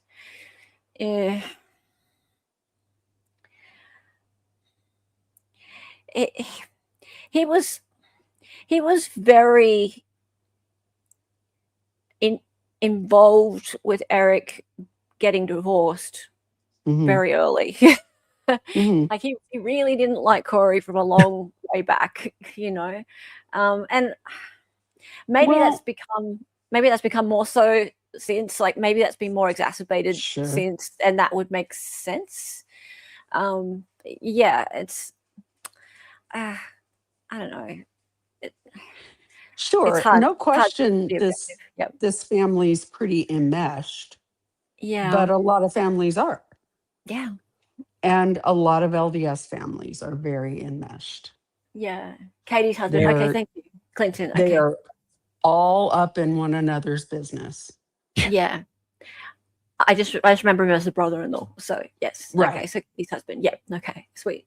And I would expect loyalty. Absolutely. I appreciated the dad's testimony the most. I found the dad to be very genuine. He just loved his son. And I thought what was most compelling about the dad's testimony was that Kouri said that he had a different cause of death to what the autopsy came back with. So for me, that was a really bad fact for me. Yeah, so it is a bad fact. Yeah, that was the first thing, and probably for me, it's still the biggest thing that's happened so far in terms of real witness testimony that rings true to me. It's like, hang on, why would she say that to her father-in-law? Why? Yeah. He's going to find out anyway. Well, you would think. Yeah, that one was, that was a what the fuck moment for me. So the cause of death was undetermined. Yeah, so what's she doing telling him?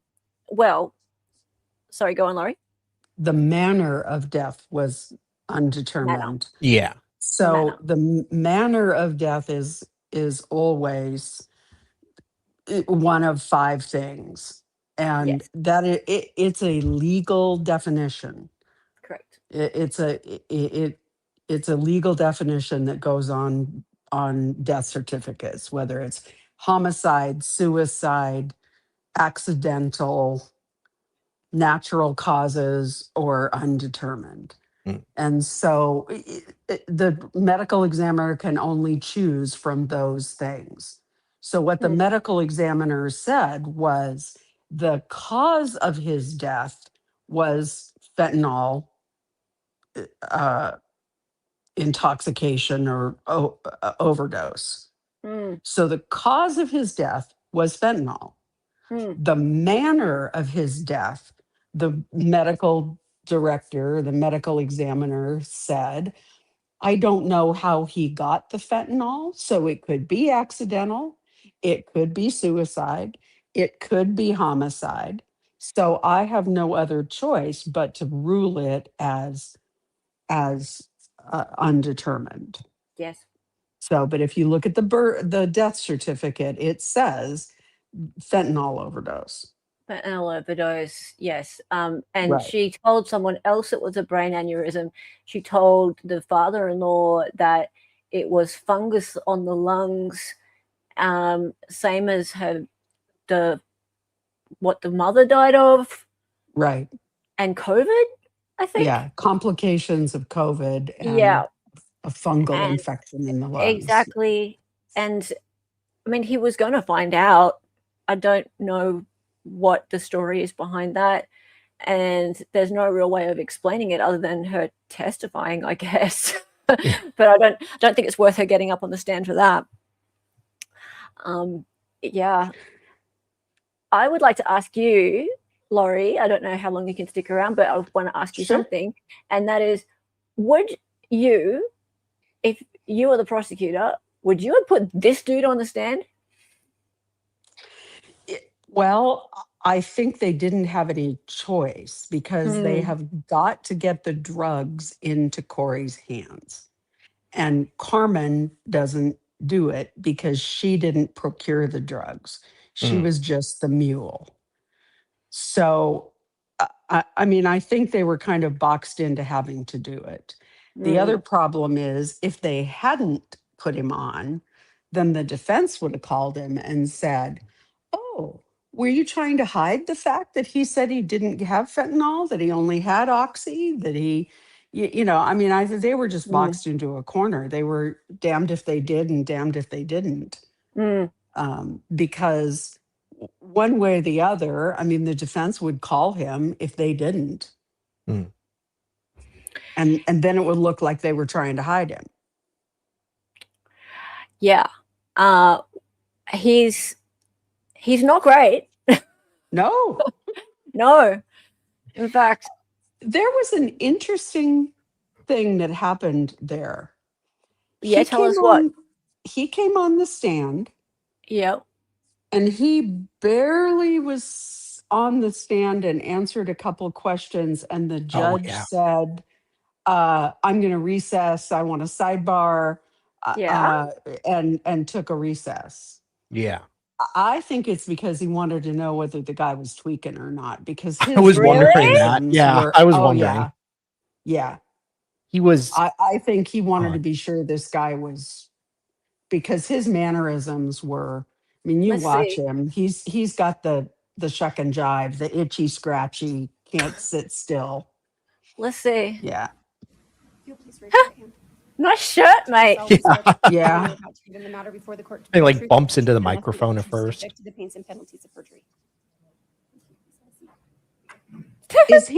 Is he out of jail? I think so. Okay. We don't know for sure. They would have him in a jumpsuit, otherwise, wouldn't they? Like they can't take him out of the jumpsuit. Not necessarily. Not necessarily. Depends on the jurisdiction. Depends on what what everybody's agreed to. But I've seen people wear their shirts out because they're wearing stun belts. Oh, okay. Let's watch this dude. Let's go. So we'll see, but watch him. Yeah.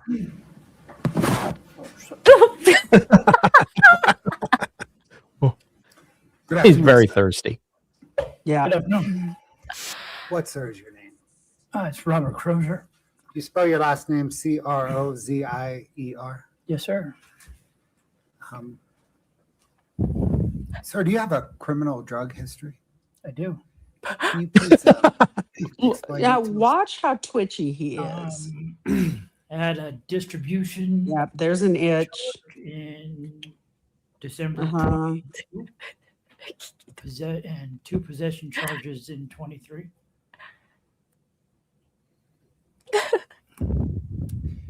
Yeah, I always called it the tweaker's itchy scratchy. Yeah. They're just, watch his eyes, his face. When did you begin dealing drugs? The one eyebrow down, yeah. When did you begin dealing drugs? When did you stop taking drugs? Oh, about 2 minutes ago. Yeah. Mhm. I'm not sure, sometime around 2020, maybe. 13 seconds ago. And were you dealing drugs throughout early 2022? Yeah. Yeah. Yeah. Did I say that already? His eyebrows are weird. Or wait, like. Ms. Lewis approach for one moment. Yeah, can you and Miss Lewis please approach for a moment? I need to talk to you about this very drugged out person you brought into my courtroom. I'm guessing he isn't on drugs. Now watch.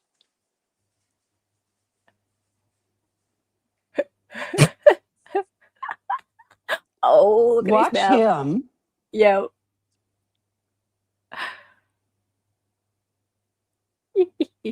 The mouth movements. Yeah. Yeah. Mm-hmm. This is so dry. I need some more water. Water. Yeah. High quality H2O. Mm. Yeah.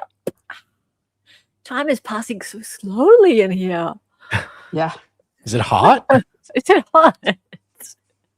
They're coming to get me. There's so many cops. There's so many cops. How do I you mean, do, fellow sober people? I get that he's nervous I because know. Yeah. but Yeah. it kind of goes beyond that. And then the judge quickly takes a recess. I'm So the guessing he's other, fine. Yeah. well, the judge allows him to go on and testify. So he must have had too many Yeah. questions. But then the next thing that happens is they put the guy with the beard on. And when he came on Oh, and said he was an undercover cop, I was like, whoa, wait a minute. What in the heck are they doing? well, we Then I can't show thought, that. well, maybe he's a supervisor, so maybe he's not doing undercover work anymore, and maybe he's okay with showing his face. Well, then they quickly take a recess, and the judge comes out and says, Court TV, you need to stop streaming. Yep. Here's the weird part. Yeah. The weird part is at the end of the day, he says to the defense attorney, Lewis, Mhm. the one who's been doing the cross, Yeah. I need to, on Monday, I need to put on the record my reason for denying your motion for a mistrial. Hmm. Now, something happened during that led to her making a motion for a mistrial. At the bench. I do not think it would be because we had an undercover officer on the stand. That's not enough to move for a mistrial. Doesn't affect So Kouri. I reached out to Christina to see whether or not she was in the courtroom, and she said she wasn't. So Yeah. I don't know whether any of our favorite trial tourists were there. Yeah. But I'm really curious to what happened while the live stream was off. Nate, Wow. I don't know. Nate probably wasn't there. No, I don't think Nate's there. I think he's live streaming it. Yeah. Interesting. I think he's streaming it. I don't believe he's there. I mean, I guess we'll find out on Monday when he puts it on the record. I guess. Yeah. Yeah. Well, I But mean, I he's thought- denied his trial anyway, but damn. Yeah. Damn. And also the internet just exploded and when the feed had to stop, and then a bunch of live streamers had to like cut their feed and start a new one, and Yeah. chat everywhere were like, oh my god, where do I go? Yeah. And pretty much Court TV told streamers you need to edit out any of the images of any of those images. Yeah. Nate may be there. I haven't seen anything on his feed that suggested he was there, but I don't follow him all that closely. So No, well, I mean, he was really quick though to put his feedback up. That's why we're watching his, because right. he put his first part back up really, really quickly. Yeah, so well, probably because he was able to edit it quickly and get it back up. Yeah. Yeah, the court sent out an email. The cop is currently undercover, hence the freak out. I can't believe they were not prepared for that. I can't believe they weren't either, because he was the state's witness. I mean, prosecutors are very careful about their law enforcement witnesses. So that was a big gaffe on their part. Do you remember the YNW Melly trial when there was that undercover cop and he had a mask on, and everyone made a huge deal about the fact he had a mask on, because it violates the defendant's right to confront the user. Your witnesses. Yeah. Right. To confront your witness. Yeah. To confront, yeah. But I mean, he could have been killed. And if you can't trust the media to not film you and put you all over the world like that, then I understand it, really. And we are going to fuck around and find out. We're not going to be able to have nice things like cameras in courtrooms if shit like that's going to happen. That's right. But that was completely the fault of the prosecution. Yeah. That was not the fault of the media. No, they needed to make sure that the media knew. Right. So you don't Yeah. think the media was told and they just No. it slipped their mind? No.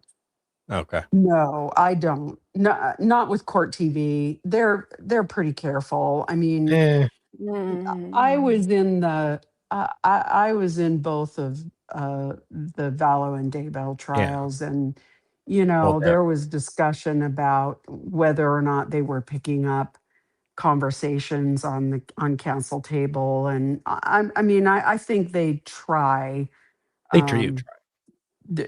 to be as um, as Professional. professional and as conscientious as they can be. Yeah. I mean, I've certainly So seen multiple trials where they accidentally displayed some naked pictures of men. oh yeah, Well, there's been a few, well, but see, that's a really quick that's thing. Though. harder. That's harder That's hard. because Phrasing. sorry, that's more difficult because sometimes they flash those things up on the screen so quick Phrasing. you Willy-nilly. don't give them any warning. No. Now, in this case, the prosecutor did, when he was going to display a picture, he said to the gallery, both the family, he said, I am about to display a picture of Mr. Richins' body covered with a sheet, if that is distressing. So Good. he was really doing a good job of telegraphing it. I mean, one of the most difficult ones was in the Karen Reed trial. And every time they'd put up that picture of John O'Keefe's arm with all the scratches on it, and all the YouTubers are like, no, because YouTube kept demonetizing them for having that picture up, and there was never any warning that it was coming. So I get it. It's more of an art than a science, trying to make sure that you're not showing things that you're not supposed to be. We all remember in the Murdoch trial when they showed the autopsy photo on the screens there, and it was like that wasn't actually the court TV or anyone's fault. It was Becky. It was Becky's fault, really. It was we can blame Becky. It was whoever it was who was in charge of the AV in the courtroom, because they allowed it to be on the screens like actual like showed on the computer screens that were facing outwards. Right. That ended up being broadcast everywhere. Most famous ones is the Jodi Arias Day 6, where they go to cut the video and keep the audio when they were displaying Jodi's photos. And instead they cut the audio and kept the video. And displayed all the pictures. Yes. In all her glory. Yeah. You were there, weren't you, Laurie? No, I wasn't. Didn't you? I thought you were there for Jodi Arias. No, Gigi was. Gigi was. Gigi was. Yeah. Yeah, Gigi was. Okay, so I just wanted to show, apparently at the end of Cross with him, Nesta got him to actually face the jury and say, tell the jury you're telling the truth. Oh, man. That was amazing. Oh, God. Hang on. Why is the defense bolstering the credibility of the state's witness?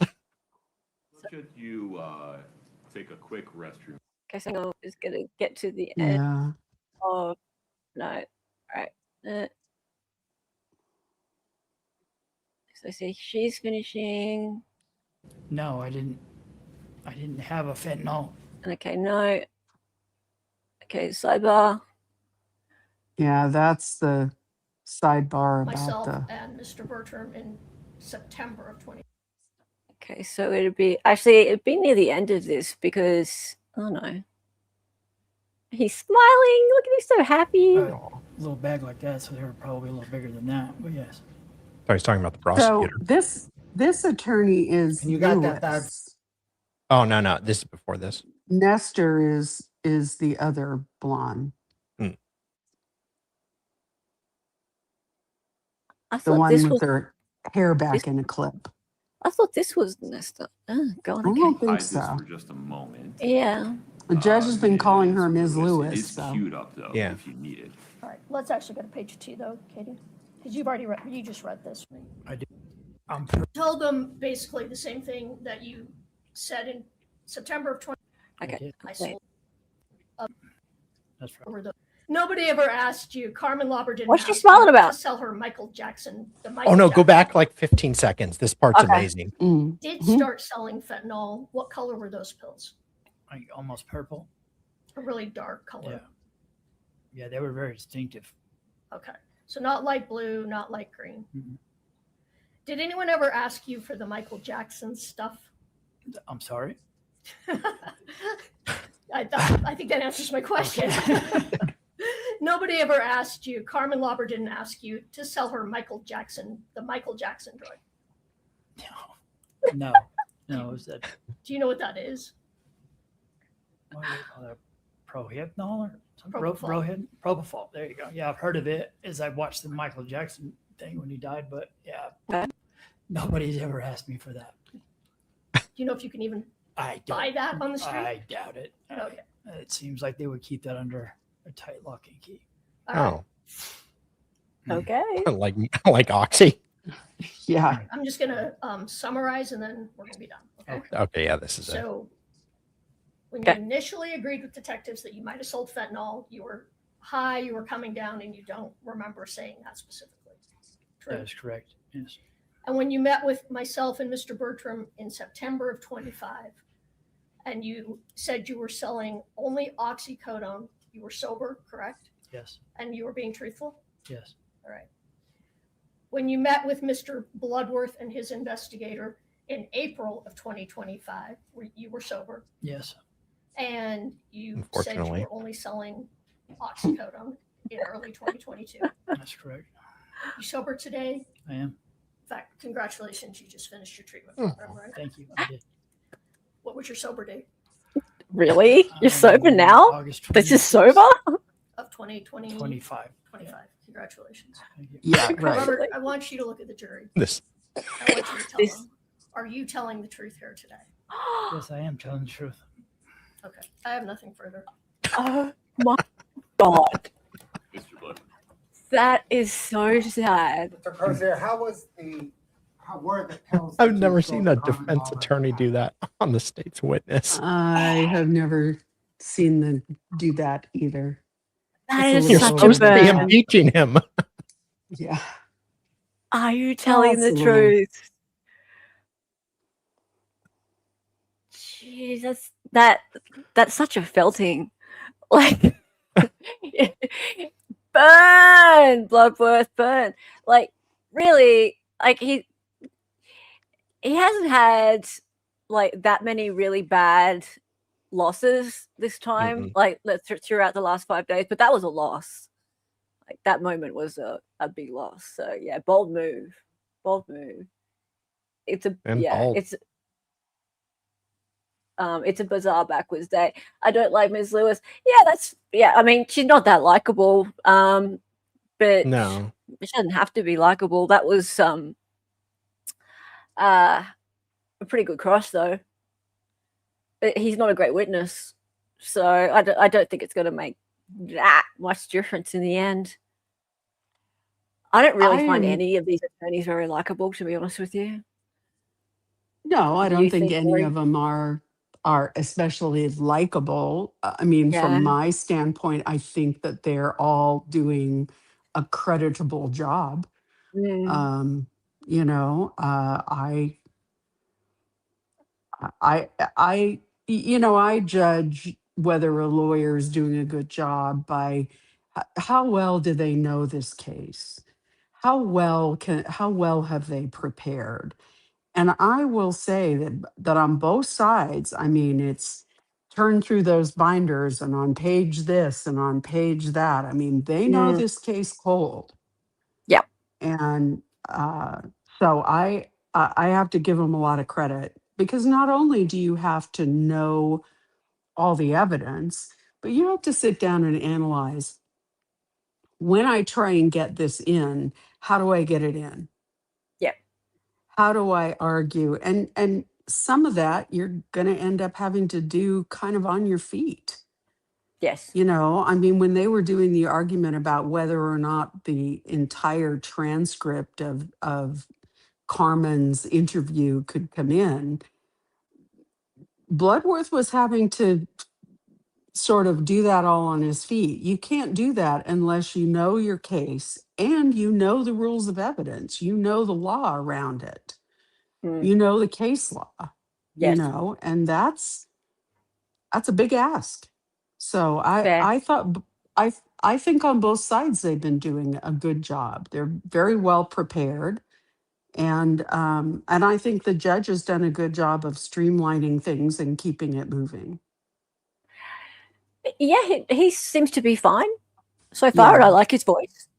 Yeah. And he hasn't allowed in an awful lot of like extra prejudicial stuff or anything like that. He hasn't been making a lot of like rulings from the bench. Everything seems to have been sorted out prior generally. There's not a ton of extra stuff that seems to be being litigated on the fly. So we'll wait and see, though. What do you think, Laurie? Like, it's been pretty streamlined so far? So far. I mean, I think there was one point where Lewis sort of got bogged down with Carmen because she kept having to go back through every page. And Yeah. Carmen's not an easy witness. No. Because she didn't, you know, she doesn't follow well. So you have to make your questions very kind of pointed and simple and kind of walk her through things. And that was difficult. And I think at times she got a bit bogged down in the, you know, flipping to this page and that page. And didn't you say this? And didn't you say that? I think that it was a slog there for a while, but it was necessary. She had to go through all that stuff because she had to point out the inconsistencies in her testimony. Agreed. It was necessary. And people are getting very angry at her because she's being a bully by getting out her binder and making Carmen look through the binder and confusing her. Sorry, she's impeaching her. She has to do this. Right. Like Lauren, sorry, I said Lauren. Carmen said stuff that's different to what she's saying now. She said it there and saying something else. This is the defense attorney has to do, and it's in the binder. She didn't bring the big binder out on purpose to try and confuse her. That it's in the binder. And you know, and I don't find this attorney at all bullying or sort of lording over her. I thought she was being very neutral, bordering on kind. To, you know, take the book up to her and say it's here. And, you know, she was absolutely not trying to embarrass Carmen or to put her on the spot. And there were several times she said, "Oh, I get it. This is confusing. Let me help." I mean, I think she was as accommodating as she could be with the fact that she was cross-examining the woman. You know, but she was asking pretty straightforward yes, no questions, and Carmen was answering, and they seemed to be, you know, sort of have a rhythm and sort of be on the same wavelength. And I don't think there was a point that she was trying to embarrass her or intimidate her. I didn't see that. Okay, so Maury says Ms. Lewis raised her disability in an extremely uninformed and cruel manner, so strongly disagree. What do you think about that point then? It is appropriate. There is a big difference between language in court and legal language and language that maybe the disability community would see as not inclusive or offensive. Okay. But in her role, she had to ask, do you have a mental health diagnosis? Because that is relevant to this woman's testimony. Okay. She asked her about whether or not she'd been treated for anxiety. Was she on anxiety medication now? What? Those are all things that are fair game during a trial, and that Lewis was responsible to ask. I understand that the language that gets used in court may not be the most sensitive or tender language. Yeah. It is not intended to be. Yeah. And that is So not her job. yeah. So I mean, the reason I wanted to bring that up again is because we have Laurie here, and it is your job. You were defense attorney for many years, and I wanted to get your take on that. And Right. I appreciate that because I mean, we touched on the way that Lewis, I'm sorry, I was calling her Nesta. I get the two blonde attorneys mixed up.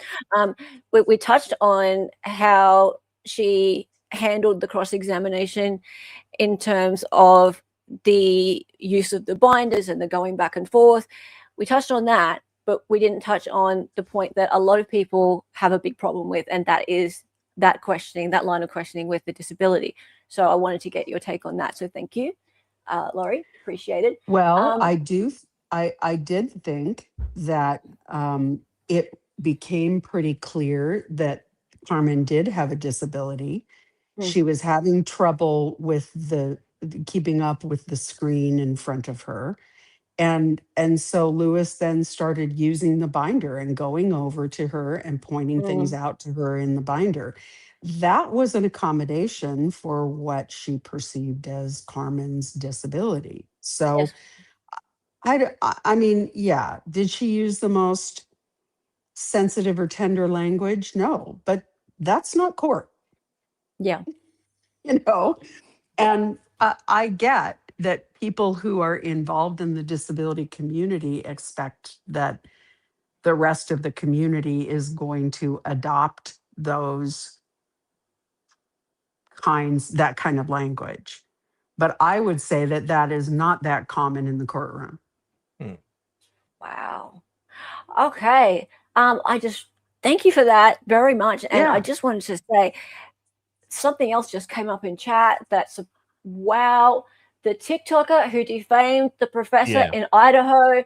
I knew she was found guilty, but she's been the professor has been awarded $10 million in damages. That's amazing. Whoa! I think 7 million was punitive. I think it was a huge amount of it was punitive. I thought the maximum was 1.8 because she originally asked for 1.8. Wow. But I think the jury can award additional punitive damages. So here was my understanding is that she didn't show up when the defamation trial happened. No. So the judge found by default that she had defamed the professor. So this last court hearing was strictly on damages. It was. Yes, it was. The jury turned up to just determine damages, and she actually was representing herself pro se in this. Basically, like a kind of like a sentencing, but it's for finding the damages in this civil case, and so she'd already been found guilty of defamation. It's a really interesting one, and I've been following a few of these civil cases where media outlets or social media have accused people of crimes and they're being sued for defamation, like Buster Murdoch, for example. Like Buster Murdoch sued several news agencies, media outlets, people who made documentaries about him allegedly murdering Stephen Smith, and there's no evidence of him having anything to do with Stephen Smith's murder, and he's won. Well, I say he's won. It never went to trial. It's been settled now, for an undisclosed amount. So, got to be careful. You can't be going out there saying that people kill people when you've got no evidence of that. Especially with this TikToker. This TikToker here made 100 videos, I think, blatantly accusing this professor of orchestrating the Idaho 4 murders. And that's defamation. Well, I think that that Nancy Guthrie's son-in-law has something to consider there too. I wasn't going to go there, but yeah. And not just him, but also the band partner. Is his name Dominic? I shouldn't even say his name. I don't know, but Ashley Banfield was on the first night saying he's the prime suspect. Yes. And they have deep pockets. So well, they do. But there is law and crime. But the bandmate, his friend, has come out and done an interview with the New York Times now, and talking about how he and his family and his child have been traumatized and had to go into hiding since having their faces and names put all over social media. As I'm not surprised. Suspects. Yeah. So I mean, people just need to be really responsible and not dox people as being suspects. Does it testify? Yeah. I have a real problem with doxing. I just think that it causes so much harm, so much pain. Dolly, you sure that cat can't come and live at my house? Maybe he can come over for a sleepover. Okay. All right. I wouldn't let the cat go for a sleepover with Laurie Hellis. You'll never see the cat again. Goodness me. Yeah. He's made it very clear what her malicious intent is. That's right. Very clear. All right. Thank you so much for being here, Laurie. We're going to redirect over to Nick if he's still going. Let's just make sure he's still going. Great. I think he's. Oh no, has he finished? Nah. Well, that didn't work. Oh, well, never mind. Is he? He's still going. Is he? Yeah. Okay, cool. All right, we're going over to Nick. Nick's talking about this too. So Nick Starro, he's talking about this. Great chatting with you. Take care, guys. See you later. So glad you're here. Have a great weekend. Bye. Cool. All right. Thanks, guys, for hanging out. Okay. This has been so much fun. So much fun. And we'll see what else happens over the weekend. Probably do a stream on something else over the weekend. We'll see. Don't know. I think it was always fun when Laurie stops by. It's been so great having Laurie on lately. Get to know her a bit better and stuff. Stop watching Ashley during the Idaho 4 when she drove bonkers with room. Yeah. I'm scarred by the whole Idaho 4 thing. I can't even talk about it anymore. I can't go there. Scarred, I tell you. Scarred. But yeah, look at 10 million. Wow. Yeah. Righteous. Have a great weekend. Yeah, righteous bucks. Googie, love ya. Hey, Moments in Trading. How's it going? Love you, mate. Okay, cool. Time for the song. Thanks for hanging out. Did you get the super chat, by the way? Oh, no. Squaz.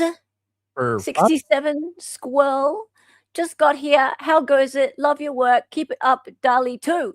Oh. Is there a Dali 2? Gee, I can barely stand the first one. Yeah. Well, that's the Dolly, the other streamer.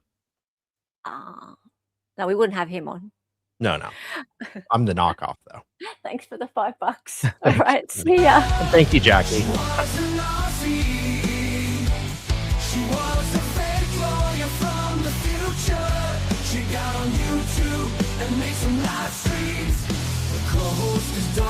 She dances sometimes. The words are always so loud, and because she's an 803 to be attention, excited ignorance. Her cat is staring from when he goes missing. We are sensitive. You're all good, Quinn. You're all good.